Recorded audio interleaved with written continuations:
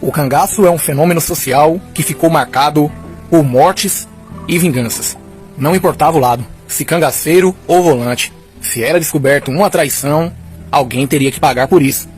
Apesar de todo o histórico de crimes, se tinha uma coisa que podemos falar que Lampião era, é que ele era um homem de palavra. Se ele desse sua palavra para uma coisa boa ou ruim, ele havia de cumprir. E se ele jurasse vingança a alguém, essa pessoa poderia se preparar. Ou iria morrer, ou teria que desaparecer para jamais ser encontrado. Durante décadas, no mundo hostil do cangaço, o Lampião se vingou por diversas vezes. Certos fatos são contados por pessoas que gostam de relatos sensacionais, de casos que causam impacto e emocionem. Tais histórias passam de boca em boca, mas não se sabe se os fatos são reais ou lenda. Exemplo emblemático é de um sertanejo residente na fazenda Tingui, entre o sítio do Quinto e Bebedouro, atual Coronel João Sá, na Bahia, que denunciou à polícia a passagem de Lampião por sua casa e ainda serviu de rastejador, mostrando a pista do bando. Lampião soube do fato e mandou dizer ao sujeito que ele se cuidasse. O homem, com medo, fugiu para Sergipe. E isso teria sido em 1931. O tempo passou e pelos fins de 1932, este homem, receoso, voltou para uma rápida visita à sua família. Porém, Lampião tinha olhos e ouvidos por dentro das caatingas do Nordeste. Sua grande rede de informantes traziam as notícias para ele com grande velocidade. E desta vez, chegaram ao ouvido do cangaceiro Mó que este homem estava de volta à região.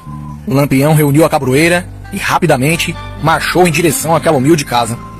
Terra seca e um sol escaldante. Os barulhos dos animais traziam à tona a chegada do bando. Era um cenário repetido de mais um crime que estava por acontecer. Segundo uns, o nome desse sertanejo era Josino. Já para outros, seu nome era Manuel Silvestre. Mesmo diante das divergências nas informações, não importa. O destino daquele sertanejo já estava traçado. Logo, foi preso pelos cangaceiros. Olhar desesperado e uma tentativa frustrada de negar os fatos. Não tinha jeito. Na lei de Lampião, ele já havia sido julgado e condenado. Com a voz firme, cheia de ódio, Lampião disse: "Cala a boca, cabra. Se prepara que tu vai morrer."